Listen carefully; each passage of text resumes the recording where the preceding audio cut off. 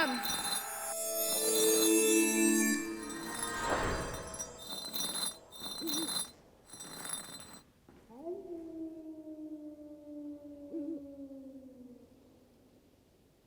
One, Scarhead! Welcome, Wan and Scarhead fans, to the wizarding world of Harry Potter. The goal of this video series is to break down the main differences between the Harry Potter books and the movies. In this video, we are going to explore Harry Potter and the Half-Blood Prince, how the book and movie portray the flight of Draco, Professor Snape, and the Death Eaters after Professor Dumbledore's death. We join the movie with Professor Snape grabbing Malfoy by the collar and leading him down the staircase. Harry, who was watching below and hiding, remains hidden as they descend the stairs. Snape knows Harry is there but makes no attempt to confront him. As the group of Snape, Malfoy, and the Death Eaters walk unabated through the castle, this is where Bellatrix takes great enjoyment in blowing out the windows and breaking all the glass and destroying the Great Hall. Malfoy is shown with a scared and disgusted look on his face. Next, they are racing through the woods, and Bellatrix is laughing and dancing as they reach the path towards Hagrid's hut. Harry catches up to the group as they stop and turn around in front of Hagrid's house. Harry is firing spells and yelling as he approaches Snape. Bellatrix ignites Hagrid's home into flames. Harry is yelling, "Snape, he trusted you!" Snape turns towards Malfoy and instructs him to go on. Harry fires a spell at Snape, which is easily blocked. "Fight back, you coward! Fight back!" screams Harry. Bellatrix aims and hits Harry with her own charm. "No!" Snape reminds her that he belongs to the Dark Lord. Harry fires the Sectum Sempra charm at Snape. Blocked again, Snape hits Harry to the ground with his own spell and walks towards him. "You dare use my own spells against me, Potter? Yes, I am the Half-Blood Prince." Snape is shown walking away as Harry turns to look at the dark mark flying above the astronomy tower. The movie version skips over a lot of detail in their escape in the book, and the group basically escapes the castle unharmed. The movie left out the fighting in the castle, and only as they near the boundaries of the protected Hogwarts grounds does Harry catch up to avenge Professor Dumbledore's seemingly senseless death. Not to take anything away from the movie version, but I wish they would have included some of the exciting detail in the book to enhance and lengthen this sequence. Let's take a look at how the book version is more detailed and different from the movie. The book goes into detail about the fighting that was continuing below. You don't feel it in the movie, but the book is excellent in sharing the emotions and intense hatred between Harry and Snape. The exchange between Harry and Snape exemplifies the dislike Snape has towards Harry, but also the duty he has to protect him and his loyalty to complete Dumbledore's plans. Another major difference between the two versions, Bellatrix Lestrange is not in the book version.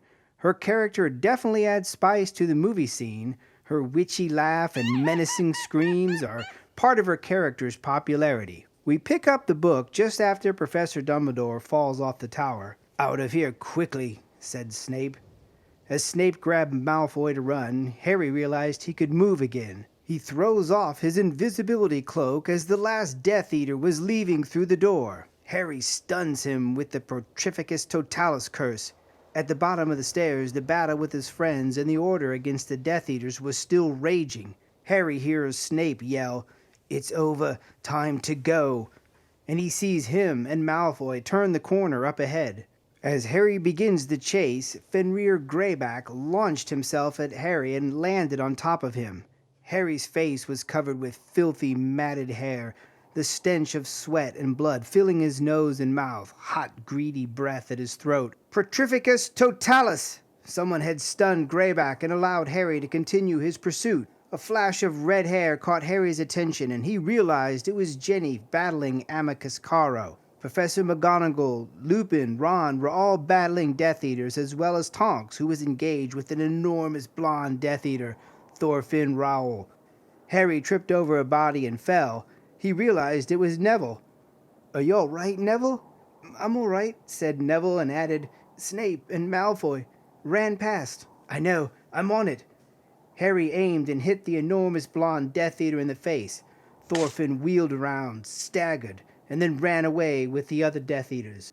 Harry runs through the halls of Hogwarts. He passes several students who have come out of their common rooms to see what is happening. He battles Death Eaters almost around every corner.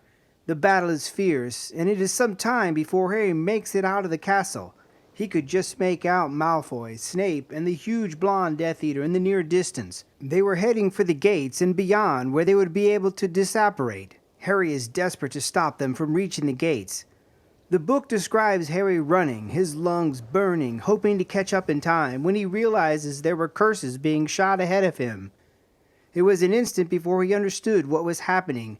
Hagrid had emerged from his cabin and was trying to stop the Death Eaters.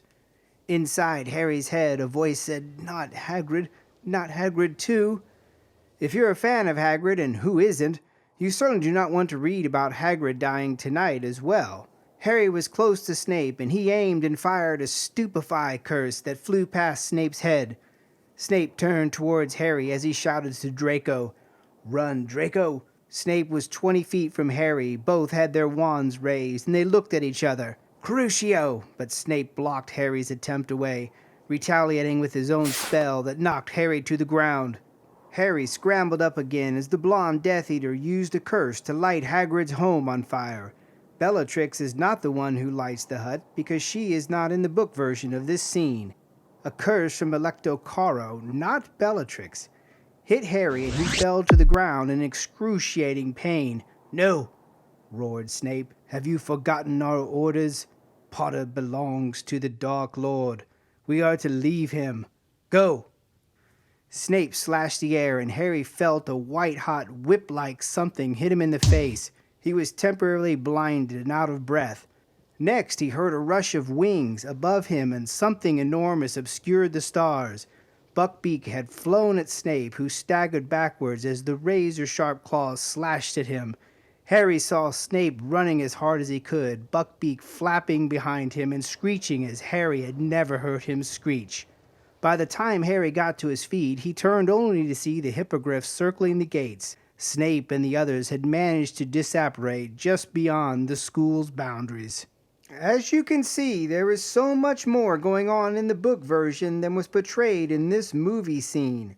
And that's it for this video. If you enjoyed the content, please be sure to like the video and subscribe to this channel. I am here to share, explain, discuss, and interpret the main differences of the books versus the movies with you.